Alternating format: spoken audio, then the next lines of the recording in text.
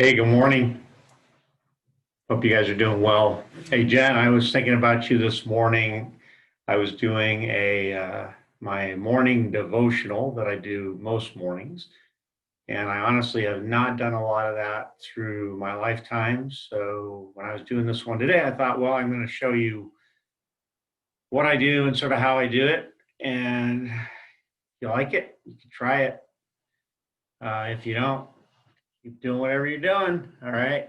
Uh, anyway, I love you guys, miss you guys. And behind me here is from sort of an album cover for our worship team.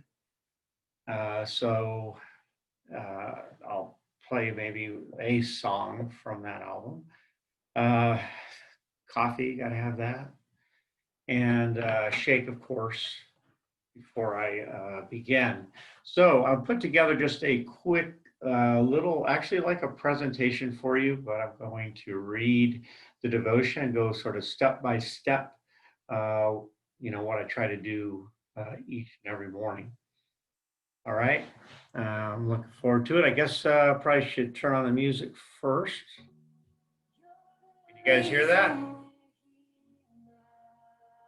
I got to be careful that I don't put it too loud, because if I do, you're not going to hear me. Palmer. All right, so let's move on here. I think it's probably a little loud. Okay, I'm going to share my screen.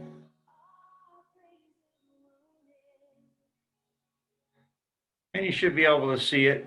Now, this is a book Mom gave me, I don't know, a year ago or so, and called Jesus Calling. But mainly it's just a page at a time devotional. It just takes you day by day. I'm a little bit behind, but I'll catch up. So sharing my morning devotion with Jen and of course with Ashley too.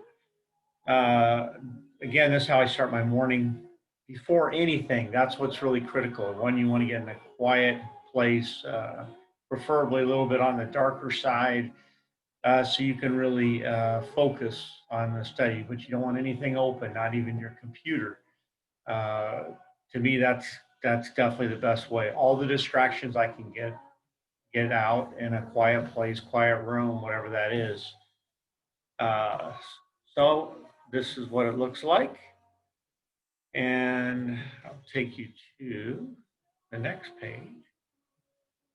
So again, it's only one page. Sometimes I'll read this like 5 times, sometimes more, uh, just to get it, or even because sometimes I'm not focused enough and then it doesn't really come to me, or I get distracted. I start thinking about work, whatever. So, or sometimes this may come to me in another way. We'll talk about that. So I'll just read what I underlined. This is what made me think of this. I was thinking about Jen on this one. When little things don't go as you had hoped, look to me lightheartedly and say, oh, well, this simple discipline can protect you from being burdened with an accumulation of petty cares and frustrations, which all of us have, of course, every day. Some of us more than others. I feel like I can relate to that. If you practice this diligently, you will make a life changing discovery. You realize that most of these things that worry you are not important. If you shrug them off immediately and return your focus to me, to God, you will walk through your days with lighter steps and a joyful heart. When serious problems come your way, you will have more reserves for dealing with them. You will not have squandered your energy on petty problems. I definitely feel like I do that. I'll probably worry about a ton of different things. And then when it comes down to something that I probably really need to worry about, like when you're moving or something like that, and I don't have the reserve, so it makes it a lot more difficult. But anyway, it's a lot you can get out of just a page as long as you spend the time thinking about it. And you'll see on the bottom here, it's got Proverbs 20, 24, Corinthians, 2 Corinthians 4, 17 through 18. Made it a little bit easier. I went ahead and took these out of the Bible I've got on my phone, and I highlighted the verses. The verses, a lot of times I don't read them, and now I'm finding out that probably should have been doing that because they just reinforce whatever was written on your devotion. So in this case, it says, a person's steps are directed by the Lord. How then can anyone understand their own way? So we need to understand his way, not our way. Uh, and then, I put down, I always think it won't help to read, but in most cases it does, as far as reading the individual verses.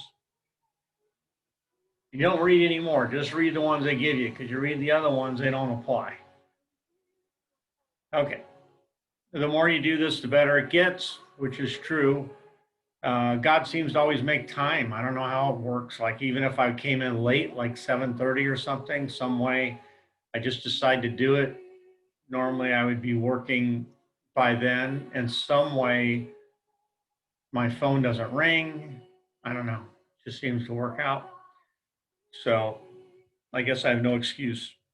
Then here it says, for our light and momentary troubles are achieving for us an eternal glory that far outweighs them all. So we fix our eyes not on what is seen, but on what is unseen. Since what is seen is temporary, but what is unseen is eternal. And then my favorite part of the playing is playing the worship music while I do this. To me, it keeps me calm, motivated. Um, I don't know how to describe it. You just have to do it. Uh, and then I put down here. Now what I'll do is while I've done this whole thing, I'll go ahead and continue to listen to music, and then I make sure pretty much all my lights are off, and I just pray. I give thanks first, and then I pray for my family, and I pray for the day, and just anything else that I can think of that I might need help for. I think the hard part is we're supposed to do this all day long, and a lot of times I only do it in the morning, but I figure in the morning is better than not doing it at all.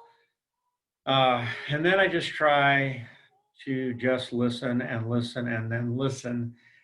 Probably similar to when you guys do any type of meditation or anything like that. To me, it's a really difficult part, but it's probably the most beneficial part of it. If I can sometimes it's spending enough time. Um, Sometimes amazing things happen, and I don't even know really how to describe it. It doesn't happen that often, at least for me. But when it does, you'll definitely know it. Um, Whether you're getting chills up and down your spine, or I don't know, start crying, whatever that is, it happens. And I really don't expect it to happen. It just does. So uh, I need to do more of this. But anyway, I just wanted to share this with you guys, and love you guys, and always thinking of you, and mom is too. And have a great week, and good luck with your move.